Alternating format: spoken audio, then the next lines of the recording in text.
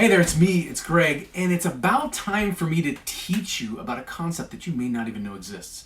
It's something that's rare and uncommon that most people don't know, and it may very likely be preventing you from getting the results that you want. It's going to be a good conversation, I promise. And the conversation today is going to be about wanting and willing, and how these two concepts work together or don't in order to get the results that you want or not get them. So let's dig right in. I want to teach you the very first concept I want to share with you today. And the concept is this. A person can want without being willing. When you think about that for just a minute and you use your logical mind, you go, oh, yeah, that makes some sense. And yet, because I want you to have full of understanding and really be able to get what you want to, let's give some specific examples of how this is true. How a person can want without being willing. You see, the truth is that you can't have a paradise vacation unless you make reservations and buy your tickets. Right? You don't get to have a great romance unless you actually engage and talk to people. Right? You don't get freedom until you have burned the ships of bondage that have been holding you back. And honestly, you don't attain success unless you do the work. Does that make sense? Of course it does. So now you understand the first concept and you have some good examples of that. So let's move into concept number 2. If concept number 1 was that a person can want without being willing, then on the flip side of this, a person can only will without wanting until. You see, the truth is willpower fatigues just like a muscle.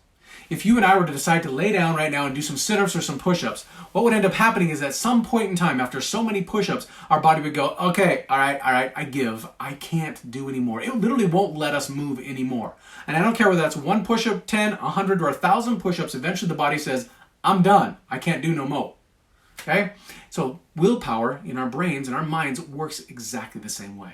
You see, we can only will towards something or will against something for so long until that willpower fatigues and we end up eating the entire tub of chocolate ice cream in the refrigerator. And that's because we've been trying to resist it all of this time. Yes? Keeping it in our mind. We keep walking over to the refrigerator and looking at it. And by the way, looking at something, and when I say looking at it, I mean focusing on it, is one of the greatest ways to be able to direct your will. All right? So we understand willpower fatigues like a muscle. Now, the other thing I want you to share with you is that inspiration breeds motivation, which then in turn activates and sustains your willpower. That sounded like a mouthful. Let me explain. See, when we get inspired, inspiration is about getting that which is absolute yes for us in our lives.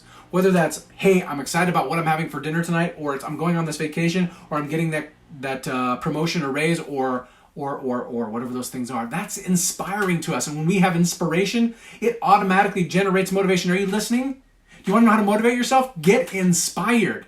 Decide with absolute clarity that what you want and why you want it, and stare at that. And that's going to breed some motivation in you. And that motivation is going to make you want to take action.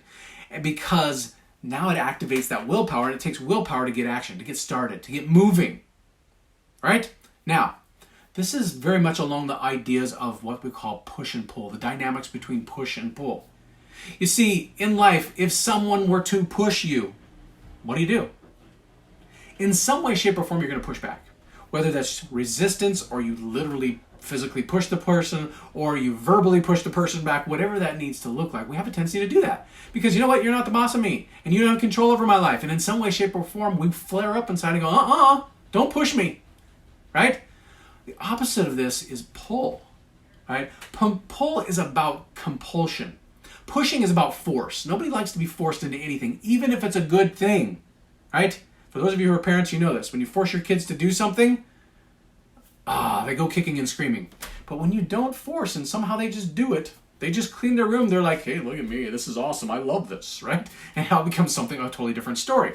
So push and pull, force versus compulsion. When you are compelled towards something that is an inspired and interesting and desirable future, that breeds all sorts of stuff in us to want us to keep going in the right direction. All right, we're on track so far right now. Number 1, you know that a person can want without being willing. Number 2, you know that a person can will without wanting, only until the willpower fatigues and wears out.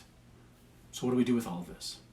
Well, concept number 3 is I want you to know that being successful and fulfilled in life and business is about being clear about what you want. What is an absolute yes for you that gets you fired up? Something you can't live without. You can't not have it. Okay? Being clear about what you want and then invoking your will to do the actions that create the momentum that get you what you want. How does this work? Have you heard this concept called ready, aim, fire? Of course you have. Everybody's heard that, right? And what usually ends up happening for a lot of people, especially around wanting and willing, is because our world and because things seem like it's like I always got to take action. I always do. Instead of being ready, aim, fire, it's fire, fire, fire, fire, fire, fire, fire, fire, fire, fire, fire. And when we keep firing like that, firing leads to fatigue. Because firing is all about willpower. Leads to fatigue. And you know what happens when we have fatigue? Fatigue breeds cowardice inside of us. And you know what? Cowards do nothing. And doing nothing gains and attains nothing. And so what I want you to understand here is that when you can get your wanting aligned with your willing, it creates a momentum that makes you unstoppable. Let's look at this a little bit farther. To be clear, there are 3 key words here. Number 1 is you got to decide. You got to decide what you want, because that is the foundation for inspiration and motivation and engaging and activating your will so that you can get what you want. You got to decide. You got to be absolutely clear. And some of us might be saying, well, I know what I want. Here's what's interesting is I've been working with people for decades now, and to the tunes of tens of thousands of people. And when I ask a group or an individual, what do you want? It's like pulling teeth. They get 1, 2, or 3 things, and then I'm like, okay, what else?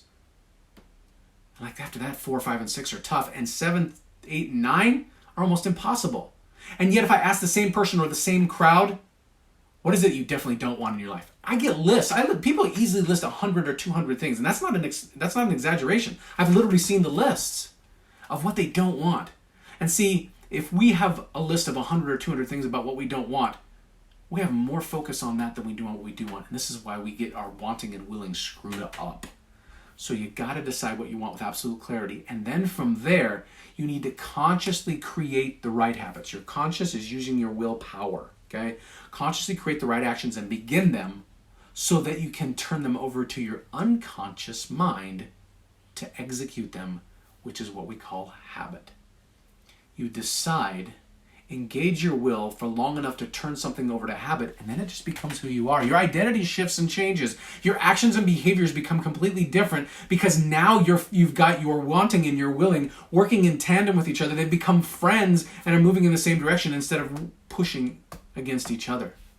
Listen, if you want to get absolute clarity about what it is that you want, and I'm talking about what you really, really want, to stop settling for less and or floundering around this, I want to help you. And it's going to be really super simple. Just send me a message and I'm going to send you this great thing called an Ideal Life Guide. And what this is a process built on the concept in neurolinguistic programming called perceptual positions. And it's going to help draw out of you things that you've desired that you may have completely forgotten about. Things that you didn't even know you wanted. And some things that you absolutely knew that you wanted, and an absolute confirmation that you do want those things. And when you get clear about what those things are, willpower starts being engaged already. Starts being activated, and then you just got to take the actions. Send me a message if you want that Ideal Guide. I want you to win. It's free to you, no charge. I just want you to get out there and do some great things. Live a great life. Do great work. I love you. Be great. It's what you're made for.